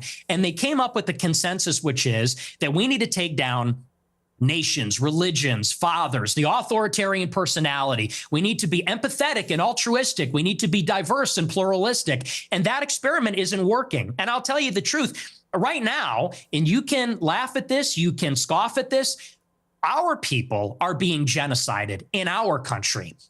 50% of the live births in the United Kingdom and in the United States are non-white. In 100 years, my ancestors, your kids who are so empathetic and compassionate, they're going to be a minority. They're going to be a minority in maybe a Muslim country, an Indian country, an Hispanic country. And these Jewish people that are 100 years old talking about my grandparents and the Holocaust, they don't care about that. Actually, they like to see it. At the SPLC, they're literally counting down the days until whites are a minority in America. So forgive me if I don't believe them when they talk about compassion. There's a genocide going on right now. It's not against the Jews. How many Christians are there? In Gaza, it's against whites. How many Christians are there in the world? Like me and 1 you. point some billion, Yeah, 2 billion. How many Jews are there? 15 million. Okay. So with a straight face, you're going to tell me the world is being overrun by the Jewry, by 15 million people, when there are over 1 billion Christians. There is a genocide of Christians like poor old Nick Fuentes going on at the hands of these 15 million Jews. Really? See, this attitude is why you're losing. When you say who am I losing white to? people, who am I losing to? White people. Who am I losing to? You're seeing it. Mass migration. Oh, you're losing to me. We are losing as a civilization of mass migration. And here's the difference. In Israel, they have my politics. In Israel, they want to maintain a Jewish majority. If they had it their way, it would only be Jewish people. They're fighting like hell so that Jewish people can have as much territory, a Jewish state. They can be proudly Jewish in their own land. Whereas in America, we are being besieged by 10 million illegal immigrants in 4 years. And then whites and Christians are going to be the minority. And that's true in Canada, Australia, all the countries in Europe. So you could say there's 2 billion people, but what's the proportionality? What is the percentage of people being born that are white? Where's the arrow pointing? Where are we going to be in 50 years? In 50 years, there might be an Israel. In 50 years, there isn't going to be a white Christendom. You don't believe people should get married, right? I think people should get married. I'm a Christian. But you're basically anti-marriage, really. You've talked about this. You've talked about. Are we done talking about white genocide? Well, no, I'm coming to the same part because you seem very resistant to the idea of marriage. You've never got married. You've talked very scathingly about henpecked husbands. Just take a look. That's true. Guys get to a certain age and they're like, you know what? Women suck. Like they're talking too much. They're not hot anymore. Like, you're fat, you're chubby, you're not as hot as you think you are. You fucking talk too much, you're a bitch. So we'll obviously get to the brazen misogyny part of that a little later. But I'm just curious. On the one hand, there's this terrible genocide going on of white people. On the other hand, you want people effectively to stop going near women because they all turn out to be so ghastly. So they shouldn't presumably procreate. So how does that work? I mean, aren't you, with your rhetoric, actively encouraging men not to associate with these ghastly women, therefore not have any more children? Therefore, you are contributing, Nick Fuentes, to the diminishing white population. I'm confused. I tell my followers to get married all the time. I tell them that it's best for everybody to get married. And I think that's the only way that you can have sex. I think that's the only licit way as a Catholic, as you know, to have sex is within marriage. Why don't you get married? I'll get married later. It's been difficult for me because people are shooting at me at my house. I don't know that I don't want to have kids and a wife. You know, my wife would be screaming about that. Me, you know, I have to be able to take risks and be able to say these things. It's difficult to bring a family into a life that's like that. But for my followers, I tell them to get married. But what's happening with women... You literally just told your followers... Well, hang on. In that clip, you literally told followers, women, they get old, they get fat, they get ugly, they get very annoying. So where's the incentive to get married to women? There isn't one. You're actively telling them the opposite. You're extrapolating a lot. We can complain. Just quoting you back yourself again. No, but you're extrapolating and saying, well, you say women are annoying, so therefore, what's the incentive? We have to do it in spite of the fact that they are annoying. We have to do it in spite of the fact that they talk too much. We can get them to lose weight. We can put them on peptides. We can get them to the promised land, but it's going to be Do you think this view of women may meantime. be why none of them want to go near you? Oh, you should see my DMs. It is quite the opposite. They're called the Groibettes, and I'm actually batting them away. Granted, not all of them are attractive. Some of them are attractive. Are you actually? Look, just to clear up one of the many theories about you, I've no idea what the answer is, and you haven't got to answer. But are you actually attracted to women? I am attracted to women. You're not gay? No. But I will say that women are very difficult to be around. Okay. So there's that. And do you think they should have the right to vote? I do not. No, absolutely not. They should stay at home? Well, yeah, absolutely. See, basically, you're just a misogynist old dinosaur, aren't you? For a young guy. Yeah. I mean, I know I'm the boomer. I know I'm the boomer here, but actually, you're a 27-year-old dinosaur, aren't you? Aren't you, Nick Fuentes? All women. I am. All women are annoying. All women I'm a grow fossil. old. They all get fat. Says the guy. Have you ever had sex? No, absolutely not. Wow. Says the guy who's never got laid. Wow. That's the thing, though. You boomers, it's Do you think always you're an get expert laid, in women, free love. given you've never got laid? Yeah, we are going back to the Stone Age. You're absolutely right. This, you know, you're talking about empathy, and your kids are empathetic, and they would never laugh at a joke about the Holocaust, and you're a misogynist. You're a simp yourself. You're totally henpecked. That's the problem. So we are going back to the way Let me play another clip of yours about women. A lot of women want to be raped. And when I say raped, I mean like, that sounds bad when I say it like that. But there's like a lot of women that really want a guy to beat the shit out of them. But also they have to pretend, but part of it is they have to pretend like they don't. You think women want to be raped, do you? That's what the studies show, Piers. That is what these statistics say. But that's what you believe, They is have it? fantasies. They have fantasies about it. I don't think that they want to actually get raped, but there's a study out there. Get ready for this. It says 62% of women have rape fantasies. And if you read anything that they're reading, if you watched what they're watching, what do you think 50 Shades of Grey is about? What do you think Twilight is about? I mean, that's just true. You think women want to have the shit beaten out of them, as you said? Yeah, and it's very disturbing, but it's true. Do you think your views on women might change if you actually ever had a relationship with one or had sex and actually had a proper relationship? I mean, people say the reason you're so angry about women is you're basically an incel. Well, I'm not angry about it. You sound very angry. You sound very, very angry about women. They get I'm passionate. It's an issue You're I'm not passionate passionate. about. You're sounding very bitter about women, as if women have done a terrible disservice to you. But when you don't have relationships, you don't have sex, when are they doing these terrible things to you that's made you so hateful towards women? I'm really curious.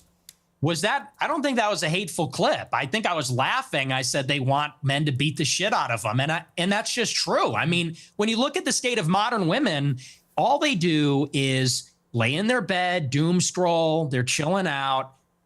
They're getting a little fat. It is what it is. I don't know what the average weight is, but they're getting a little heavy. And any guy that is playing the field these days will tell you that. I mean, and I know a lot of the Chads. I am an incel. I'm friends with a lot of Chads like Bradley Martin, Clavicular. They agree with me. You know, there's sort of like this alliance between the guys that don't have sex and the guys that get the most sex. We know what women are about. It's the guys in the middle. Guys like you in the middle. It's the beta male orbiters that say, she's amazing. You're a misogynistic pig. Because I don't know what that is. I guess well, come on, let me explain to you what I think it is.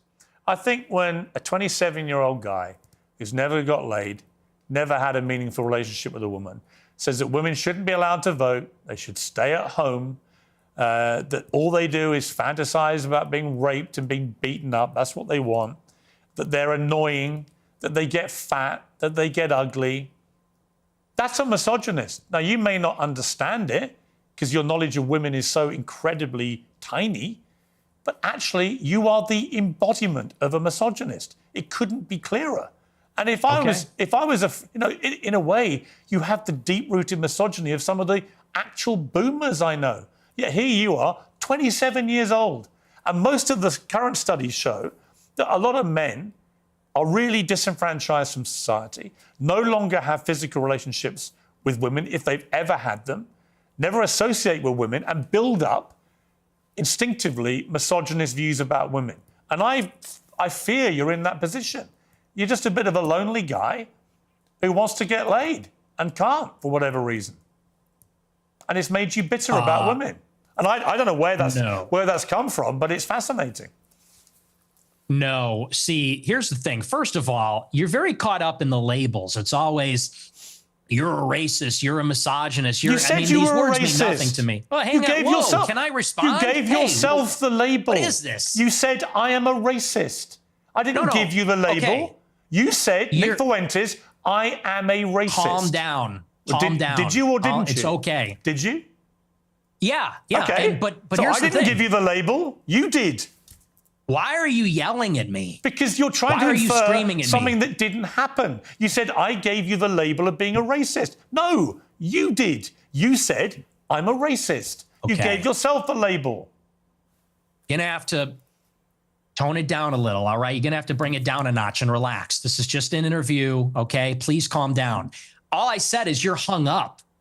I didn't say you gave me that. Maybe I did. You did. But here's what I mean. What I mean is, what I mean is you're just hung up on proving you're a misogynist. Okay, you're a racist. Okay, you denied the Holocaust. And I'm not about the labels, man. You didn't deny the Holocaust. Past that. As I said to you, look, Nick, as I said to you, I just wanted to go over the stuff that everyone uses out there about you and get you to respond. And we are getting, I think, a long way in this interview. Okay. Right? You didn't deny the Holocaust. You accepted there's been a Holocaust of at least 6 million Jews. I'm a maximalist. I'm a Holocaust. That is significant. I think it's more. You did admit you're a racist, and you have spelled out a thought process about women, which is the purest definition of misogyny that I've ever seen. And you said you're not gay. So we're getting somewhere.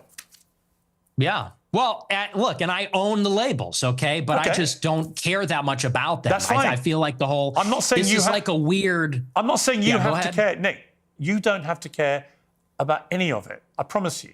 Right? That's not why I got you on the show.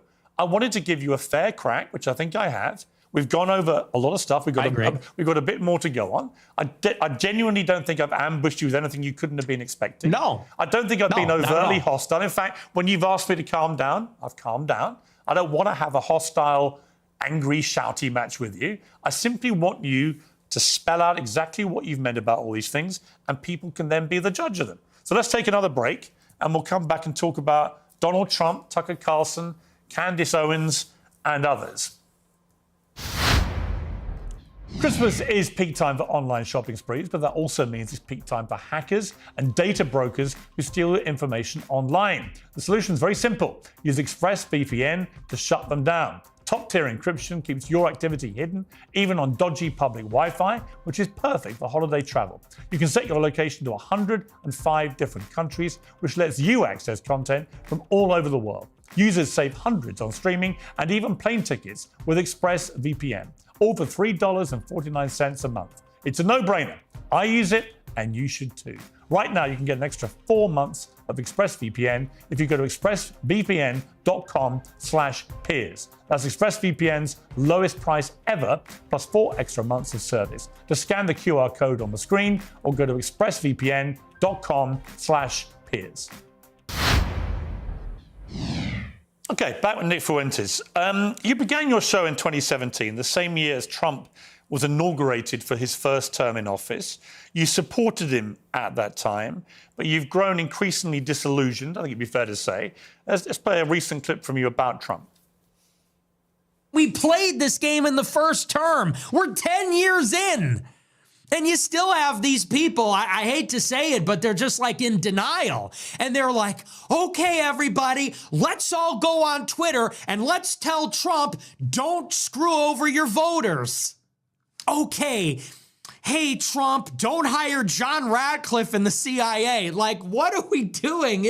We lost. It's over. The time to make demands was during the election when he needed the votes. He's a lame duck president. He doesn't need anything from us. He's not even on Twitter. He's on Truth Social. So what are you talking about? We're going to all rally and tell him, don't hire yet another neocon? Now, over the weekend, you posted this on X. You said performative cruelty is the perfect phrase to characterize the Trump admin and the mood of the MAGA movement. In order to compensate for his compromises and failures, Trump has to fall back on mean-spiritedness to appeal to the basest instincts of its followers. It's really sad. I mean, do you think you're the best person, Nick Fuentes, to lecture people about performative cruelty? Why? Are you accusing me of being cruel? Is that what that is? Yeah. How am I cruel? You're cruel about black people. You're cruel about women. I mean, you're cruel about a lot of people, and you're very performative. Okay. I don't think I'm performative. If anything, everyone else is performative. I'm authentic. You know, whatever you want to say about me, it's real. It's from the gut. But yes, I do think it's performative. And what I mean by that is, you know, when they're doing the deportations, they know the deportations are not where the base wants them to be. They deported, the figures are disputed, but from my data, it's 300,000 in the year, which is not a massive deportation. They know the base is unhappy with that. So what do?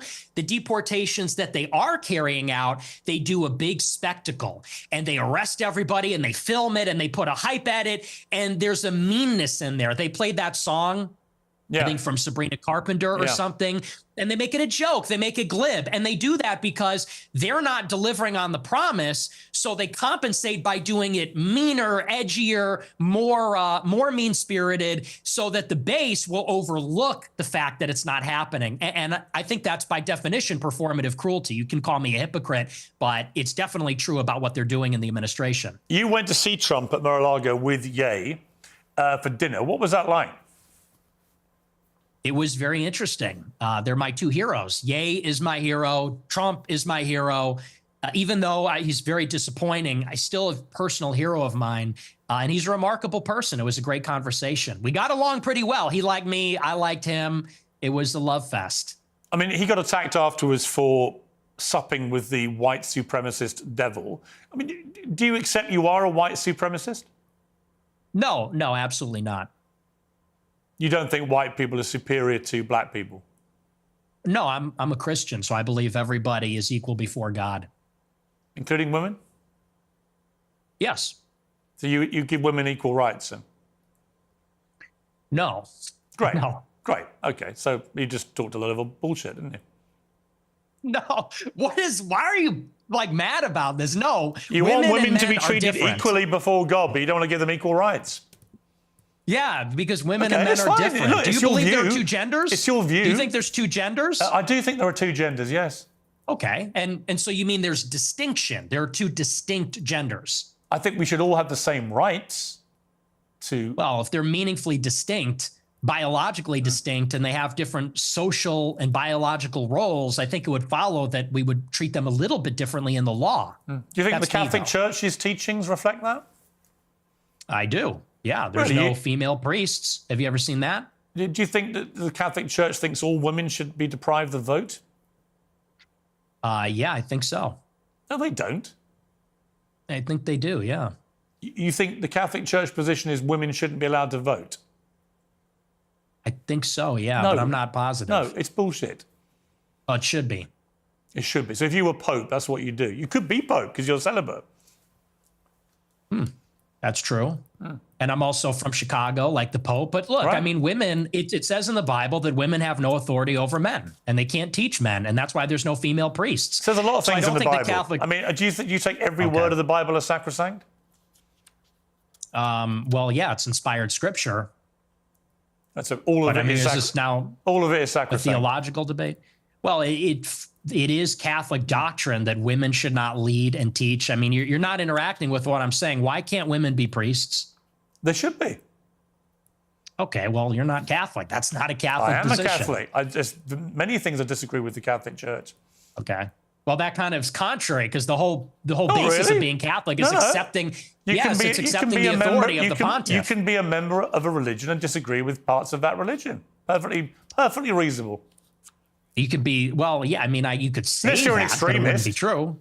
If you're an extremist, you can't. Okay. Obviously, you never deviate. That's just not rigorous. You never That's just deviate if sloppy. you're an extremist. But even the Constitution, That's just sloppy. even the Constitution's been amended. Was it 27 times? People talk about this sacrosanct document. It's been amended 27 times. Goodness. Yeah. Oh my! This is not rigorous intellectually. This is very. Just a statement of fact. Theology. Okay, but it's fine. Where were we? We're talking about Trump, and somehow we got into Trump. You're white knighting for women's rights. On Trump, well, I think women should have the same rights as you and I. You don't. That's fine. Put on the pink hat, bro. Put on the pink hat. We're waiting. What's the pink hat for? For the march, for the women's march. Are we going to see you at the women's march, protesting for women's rights and all that? I think women should have equal rights to men. Period. You carry tampons in case your female friends get a period or something? Like, it's crazy. I'd have no problem giving a female friend a tampon, would you? I don't suppose you've ever seen a tampon, have you? Gross. Absolutely not. You Get that away you think from me. tampons are gross? Yeah, they're filled with period blood. Yeah, it's kind of gross. Wow. Are you into that? You like that? You, have you ever seen a lot of tampons? I don't think you've ever seen it, have you? I've seen them. I've seen them before. You've been that close to a woman? Really? No, I've seen them. Look, I videos? used to live with women, so I've seen them around the house. I bet you've seen videos, haven't you? What? What are we doing here, Piers? I'm not sure. You really hate that. I'm not sure. You're Nick. more impressed that I'm a misogynist than you are about anything. It's not very really. revealing. I'm actually more exercised about your blatant, self-admitted racism than I'm about anything. But the misogyny runs a close second. Let me ask you about Tucker Carlson, because you had a long sit down with Tucker Carlson, in which he was oddly, I like Tucker. We get on well. I was with him last week in London, but he gave me a harder time than he gives you. And then afterwards, he was more critical. And then you said this about Tucker. He's a handler. He handles people. That's what he does. He's a fucking liar and a handler. He goes around telling people, I don't know anything. I don't know. Oh, I know nothing. I don't even have a phone. I am just a clueless tourist. I just travel to all these countries and, I don't trust him. And I don't care, maybe that alienates me from people in the conservative movement. I don't care. I'm not going to be a part of it. I'm not going to be a party to whatever that is. Whatever that CIA bullshit is, I'm not going to be a part of it. So, now that I've heard enough from Tucker and I've heard enough from other people and I've seen enough, this guy's not who he says he is. Not an ally. Stay the fuck away from me. You're weird, dude. You're weird. See, what would have been great is if you'd said that to him when you were sitting opposite him. Well, when I was sitting opposite him at the dinner and in the interview, he was nothing but nice. He was very nice to me and very cordial, and he didn't call me an anti-Semite, and he didn't even press me on it at all. And I thought he would, and I almost wanted him to. He was nothing but nice, and we had a great time. We had a really great dinner, really great interview, and I felt really good about it. And the next week on my show, I said, he really surprised me. He's great. And then every interview he's done since, all he does is call me an anti-Semite. He goes, well, I hate his anti-Semitism, and, I wonder why people like him. And so I just think that's two-faced. So after that experience, it kind of turned me off. I didn't like that, but he's going to do what he's going to do. He's still a nice guy, but I think he's two-faced. What about Candace Owens? You had a sit down with her. She called you out on a few of your more incendiary comments. You've been attacking her quite virulently recently. What's going on there? Well, it's me and her. We're so complicated. We're on and off. It's very passionate on both sides. I think there's this intense desire to be friends, but a frustration where we disagree with each other. There's a rivalry. But I thought we were going to have a friendly conversation, and then she kind of did the same thing. We're going to go on a show during the war with Iran. We're literally in the middle of a war. And she texted me the day before the United States bombed Fort O. And she said, would you like to come on my show? I said, absolutely. I said, is this going to be about Iran? She goes, I don't do setups. I said, yeah, let's do it. I come on the show, and then she's like got this weird hostile demeanor. She's doing the clip thing. Then she puts it behind a paywall. It was ridiculous. So that really was not nice. And then I think this whole Charlie Kirk thing, I think she's gone insane. I think she's absolutely lost her mind. So I feel sorry for her husband. What did you feel when Charlie Kirk was assassinated? Where were you when you heard about it? I was at my house, and a friend of mine who was actually at the event texted me and said, Charlie got shot. I said, who? He said, Charlie Kirk. I said, oh my gosh, that's terrible. And honestly, it was devastating. I didn't like Charlie Kirk at all. And we had an intense rivalry and he hated me. But honest to God, I was devastated. I was emotionally affected by it. I didn't even do a show that night because I was beside myself. So it was rough. I mean, it was hard to watch. When you say you were beside yourself, I mean, you hated him. I don't hate anybody. I didn't hate him, but I really didn't like him. I intensely disliked him, and I didn't agree with him. He called you vermin, didn't he? He did. Yeah, he hated me also. But you were still beside yourself when you heard what happened to him. I was. I thought it was disgusting what was done to him, and it was tragic, and it was horrifying. Do you fear an attack like that on yourself? Have you upped your own security because of this? Because your profile's got exponentially higher since what happened to Charlie Kirk. I have increased my security, and but something similar like that happened to me. Someone came to my house with a gun about a year ago, almost exactly, trying to kill me, and he was shot and killed in my alleyway. So I've had increased security for a while. It's a bad time out there, and I do believe it was a left-wing person that killed him. I think it was a left-wing person that tried to kill me. So yeah, I take it very seriously. Elon Musk said on his X platform that you're a Fed, that you're a paid-up hire of the government. Is that true? No. 100. You've never worked for the government in any capacity. I've never talked to federal law enforcement. And actually, I've testified to that fact under oath when I was subpoenaed by the Congress. People leave that part out. But I got subpoenaed, I think, in January 2022, I think it was. And I was deposed by the subcommittee, the House Select Subcommittee, on January 6th. And they asked me, did you speak with any federal law enforcement? And under oath, I said, no, I've never had contact with them. I've never turned over devices. So no, absolutely not. There's been footage that's come out again this week. This is you at the January the 6th riots. Let's take a look. It appears we are taking the Capitol back.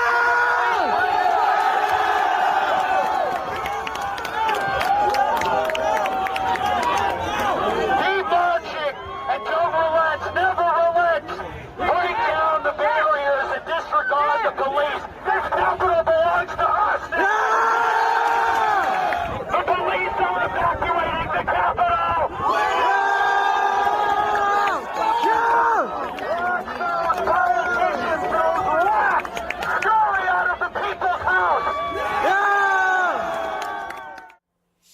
So you're heard there shouting down your loud hailer, break down the barriers and disregard the police. The Capitol belongs to us now. What did you mean by that? I think it's pretty self-explanatory. The Capitol belongs to the people. Disregard the police. So you don't support law and order? No, I support law and order. But on that day, the police were brutal. The police killed somebody, Ashley Babbitt. And, they were throwing people off of the rafters. They killed multiple people. So when disregarding the police is the first step to anarchy, isn't it? Well, I think the first step to anarchy is when the government rigs the election, which is what happened. That is when the government loses its legitimacy, and its enforcers, consequently, do also. Well, that's exactly what happened in 2020. There is no evidence the government rigged the election. You know that. You're a bright guy. Well, let's talk about it. Do you want to talk about the election of 2020? Yeah. I think Trump lost it fair and square. I think he fought the wrong argument about the stolen election. I've said to him, to his face, I agree. The argument he should have said is that the deliberate suppression of things like the Hunter Biden laptop scandal from the media, by social media, by big tech, was actually a deliberate attempt to subvert the result of the election. And that's a much better argument because it's undeniable. When the New York Post that had that exclusive were basically shadow banned off all social media for the 2 weeks before the election, that was an absolute disgrace. And if I was Donald Trump, I would focus on that as being my main argument that that election was slanted against him. When he goes off into saying that there was widespread rigging and voter systems were wrong, we've litigated all this now through various court cases. Various Republican judges have ruled there was no rigging of that kind. In fact, the American election system is accepted by most people around the world as being one of the best in the world, one of the most reliable. So I just think he fought the wrong argument. If he said the deliberate suppression of damaging stories to the Bidens, which could have swung the election, was outrageous and unacceptable, I'm 100% behind him. But by building this spurious argument that it was all rigged through voting systems and so on, he lost me. Well, I agree about the voting systems, but, when they went into the machines, I think that was ridiculous. However, what has to be accounted for is that in 2016, 35% of the votes were cast by mail. By 2020, it was 70% because of the pandemic. So you doubled the amount of votes that happened by mail. They called it in-person early voting. They called it a variety of different things.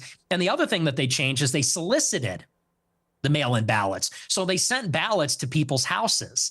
And once you do that, I mean, you have absentee balloting normally, but it's a process. You got to give your social security number, your ID. They send it to you. There's regulations in place. This is an election where they doubled the amount of mail-in votes and they sent ballots to people's houses. And when you do that, you break the chain of custody. So they send the ballot out and then they tell people return it at a 24-hour ballot drop site that's unsupervised. There's thousands of them. And they're going to hope that all the ballots that find their way into these drop boxes were filled out by the person that the ballot was intended for. And I know that didn't happen. I'll tell you why. My uncle has been dead for 26 years. He got a ballot in 2020. It was mailed to my parents' house. And that was happening at nursing homes. That was happening in apartment buildings. But you also know that every independent body that has looked at this has concluded there was no widespread rigging, that it was a free and fair election, and Trump lost. And the bottom line is he should stop going on about it anyway because he won back the White House in 2024.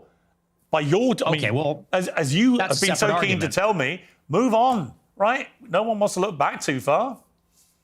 That's a separate argument. I mean, you can say that he should stop talking about it, but whether it was rigged or not is actually relevant to what happened on January 6th, because what happened on J 6th is people were outraged about it. People were furious that, by the way, there's never been an independent ballot audit in all the states where there was alleged to be rigging. That has not happened. And certainly it did not happen up until January 6th. And people said, this is ridiculous. They're stealing it. There was that red honestly, mirage. if either you or Donald Trump or anybody else wants to show me, I said this to him when I interviewed him last, if you show me the actual hardcore, incontrovertible evidence, then great. I've never seen it. Joe Rogan asked him. He didn't produce it with Joe Rogan. It's just never been produced. But look, I don't want to labour the point on that. So I suppose the more interesting question now, as your influence rises in the conservative movement in America, and there's a lot of splits going on amongst MAGA over a number of issues, and about you, and you know this, is your split with Trump irrevocable? Do you feel now, as we head towards the year of the midterms, that it's time to now look to who his successor will be, and who do you think that person should be? Well, it's not irrevocable, but I am very pessimistic about this administration. And succession is something that I've been interested in for as long as I've been doing this show. And I think it's very clear that they are grooming J.D. Vance to be that successor. And by they, I mean Elon Musk, Tucker Carlson, Peter Thiel. There seems to be an organization that was put in place roughly around 2022 when Peter Thiel was very active in the midterm elections. He spent, I think, over $30 million. $15 million for Vance, $15 million for Masters, spent a lot of money in a lot of other congressional races, trying to unseat the Republicans that voted for impeachment in 21, and also building out a media market, building out a patronage network, funding things like Passage Press, Sovereign House, a number of other projects to create sort of like a self-contained media ecosystem. And Vance is clearly the selected nominee. That is who the interests want. And they've been pushing for him very strongly. So I think he's the heir apparent right now. There's a forceful push. I've heard good things about him. I've heard bad things about him too.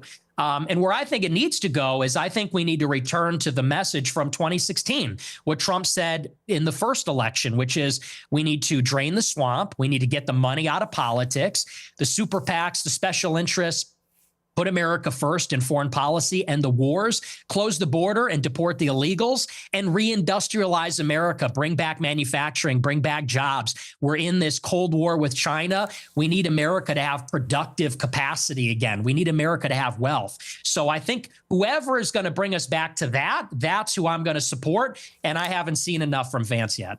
You called J.D. Vance's wife a Jeet. What does that mean? It's a slur for Indians. Why would you use that? Well, you want the honest answer? Because you're a racist? No, there's actually a different reason. The reason why I said that, if you watched the whole show, did you watch that whole show, by the way? No, but you've admitted you used that slur. I'm just curious why you would use that about a woman with her heritage. I'll tell you, there's a really important reason why, and this is why context matters. If you look online at the people that are supporting J.D. Vance the most, they are racist. They're racist also, let's say. And they look at someone like myself. I don't support J.D. Vance. And they say, you're brown. You're a third worldist. They are gleefully participating in the cruelty. You could say the performative cruelty of the Trump administration. They say, you're going back. You have 100 days until you're being deported. You're going in a crystal. And then they tell us to vote for J.D. Vance. And so all I did on the show is I said, you have basically racist chuds that post memes about Indians all day on Twitter, memes about third worldists and Palestinians even. But then they want to turn around and support a guy who has said on Twitter, how dare you say I'm racist? I have non-white kids and I'm in an interracial marriage. And all I said is I just said that's a little ironic. I said that's hypocritical. And Vance is going to have to explain to all of his supporters who have gassed him up as the real mass deportation candidate. He's going to have to explain to them what's going on with that. What is with the contradiction? Because and you don't feel any accountability for the millions of young people that will hear you use that slur and think it's fine to use it. No, I think that's ridiculous. Okay. Let's take a final break and come back with a little kind of summary of how you think this interview has gone for you. Okay. If you're a fan of epic fantasy, Arthurian legend, or just epic storytelling, I have some good news for you. The Pendragon Cycle, Rise of the Merlin, is the Daily Wire's new 7-part cinematic series, and it's so good, it will shock you. It's a top-quality reimagining of the King Arthur legend, which follows a young Merlin in a Britain torn apart by warring factions and standing on the brink of a new era with the rise of Christianity. Daily Wire Plus All Access members get the first 2 full episodes on Christmas Day. Not a teaser, not a sneak peek. Episodes 1 and 2 a full month before anybody else. So if you want to go ahead with the story, now's the time to join. And with the sale happening right now, you can get 50% off memberships, including the All Access plan. The Pendragon Cycle, Rise of the Merlin, premieres on January the 22nd, but All Access members can start watching on Christmas morning. Head to dailywireplus.com so you don't miss out. Okay, Nick Fuentes, we've been talking for nearly 2 hours. What is your view of how the interview has gone? I think it was great. Honestly, I think it was a tough interview. You're a tough interviewer. But I don't think there were surprises. I will not say it was an ambush because it wasn't. I sort of anticipated that you would make some choices about how you wanted it to go, and I was fine with it. So I thought it was terrific. As a Catholic, you're probably aware the Jerusalem Post has recently called on the Pope to openly condemn you. Would it matter to you if the Pope did? He's an American Pope, obviously. It would be very disheartening, yes. Why? Because he's our spiritual leader. He's the head of the church. He's the vicar of Christ. So if he condemned me, that would be very disheartening. And it would depend upon what he would say exactly. But yeah, I wouldn't like that. I wouldn't like that If at all. he condemned you because you've openly admitted to being a racist on this show?